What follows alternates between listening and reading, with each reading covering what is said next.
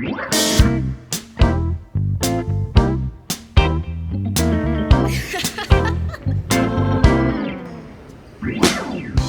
guys, welcome back to the channel. My name is Davina Shea, and today we are checking out some famous cars used in film. The first car, and definitely one of my favorites, Herbie, used in Disney's Herbie Fully Loaded, released in 2005. Most of you most likely know that Herbie actually had his first debut in 1968 in the movie Love Bug. And of course, who could forget KITT, which stands for Knight Industries 2000. I actually don't think I knew that before coming to this museum. I think it's a shame that Pontiac had most of the 20 made destroyed, but glad that this one's still around. My mom loves this show. I never saw the reboot, but also just can't really get behind KITT being a Ford Shelby instead of a Firebird. It just doesn't feel right. I wonder where the one used in Benchwarmers is. The Bat Cycle, written in the Batman film released in 1966, was definitely before my time, but very cool and awesome that it's still around. This 1976 Ford Gran Torino is one of 3 surviving Gran Torinos driven in the Starsky and Hutch series, which aired from 1975 to 1979. I actually saw one of the other 2 in the Route 66 Mother Road Festival this past fall. It had signed pictures of the actors with it, but not signatures on the actual car like this one does, which I thought was really cool. No denying this is authentic. Up next, the most famous movie time machine ever, at least in my humble opinion. This DeLorean is the only one that appeared in all 3 films. I had a chance to visit the McFly house recently and even got to meet the owners. Really nice people. I'll be posting that vlog next Wednesday if you want to check it out. I'm not really a big HGTV watcher, but I've definitely heard of the Property Brothers, and this is apparently Drew Scott's dream car.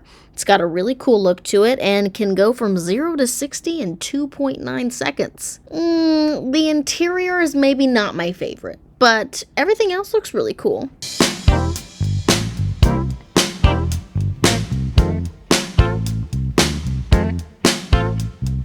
This 1950 Mercury Monterey was driven in the 1986 film Cobra, starring Sylvester Stallone. I've actually never seen this movie, but I'm definitely a fan of Stallone, so I might check it out. This car was actually owned by him too. Now, I have seen Gone in 60 Seconds, so of course, I remember Eleanor, the gorgeous 1967 Ford Mustang. What I did not know is that the 2000 film, which is already 25 years old, can't believe that, it was actually a remake of the 1974 film. Does this car really need an introduction? I mean, who doesn't know about Scooby-Doo? I swear, this has been a part of everybody's childhood since like the 60s. I didn't, though, ever think of what kind of vehicle the Mystery Machine was. I must admit that because of the original design in the cartoon, I pictured it as more of a VW van instead of a 1972 Bedford, but you know, this is one of the only live-action movies I've ever enjoyed, so I'll take it. This 1932 Ford Flathead Roadster was featured in Iron Man 1 and 2. He is actually my favorite Marvel superhero.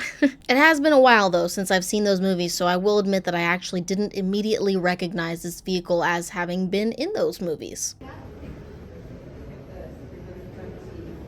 Another one of my favorites, not only because it's pink, but also because this 2001 Honda S2000 was driven in Too Fast, Too Furious, released in 2003. The fact that this car survived the bridge jump scene with only minor aesthetic damage is crazy to me. It's so beautiful and has 340 horsepower.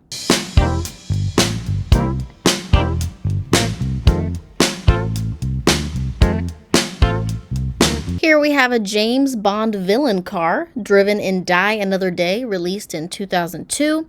I really like this shade of green. Really gives villain, you know? I also appreciate the added weapon.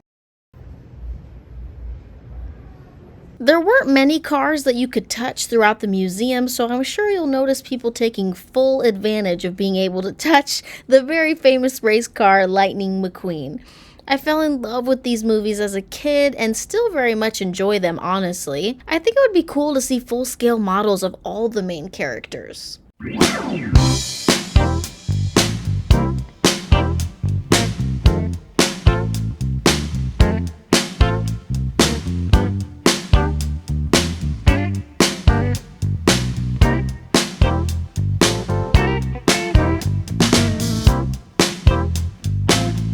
Look at how tiny this 1968 Fiat 500L is. I mean, I've heard Tom Cruise is actually a pretty small guy, but wow, I don't know, it seemed at least a little bigger in the 2023 Mission Impossible movie. Can you believe that there's 7 of those? That's a franchise that might never end either. But I did like that this car had video to go with it so you could see it in action.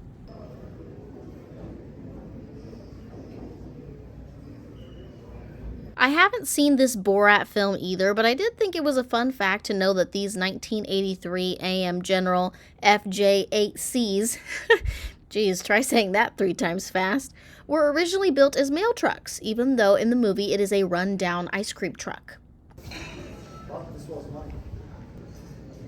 I really liked this 1966 Ford Thunderbird.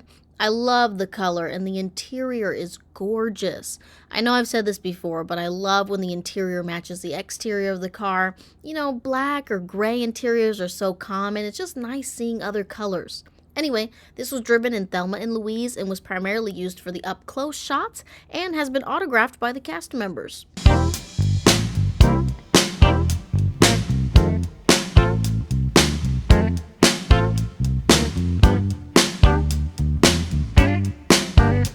Christine is one of my favorite horror movies. I've watched it multiple times. I think we can all agree Stephen King is in a league of his own as a writer. This 1958 Plymouth Fury was one of only 2 stunt cars in running condition used during filming. This car was actually supposed to be crushed after the 1983 film debuted, but was saved by a fan who restored it back to its original condition by using parts off of the other 23 cars used. Michael Keaton's 1989 Batmobile.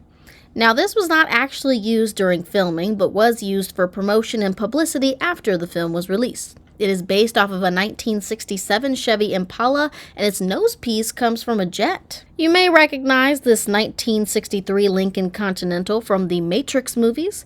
Well, the second and third ones. The first one used a 1965 Lincoln. Very sleek and the perfect villain car.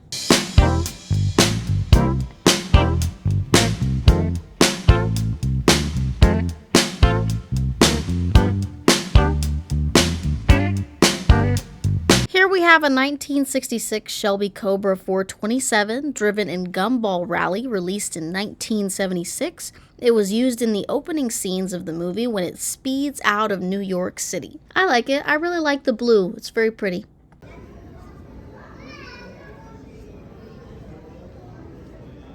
This 1963 Ford Falcon Futura was driven in Ocean's 11, released in 2001. Which was also a remake, and I did not know that either. In this movie, the car belongs to Brad Pitt. Love the interior on this one too. It does seem to need a little TLC, but maybe they want to keep it exactly as how it was in the movie. The last of the cars I have to show you are all from the Transformers franchise. Can you believe there's already 7 of those movies too? First, we have a 1994 Porsche 911. Now, because this RS 3.8 model is so rare, only 55 of them built, they used 5 replicas while filming.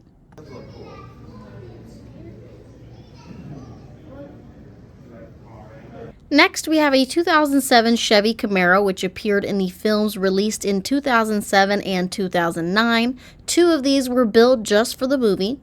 As I was filming, there was a kid walking by that yelled, "Bumblebee!" I thought it was so adorable.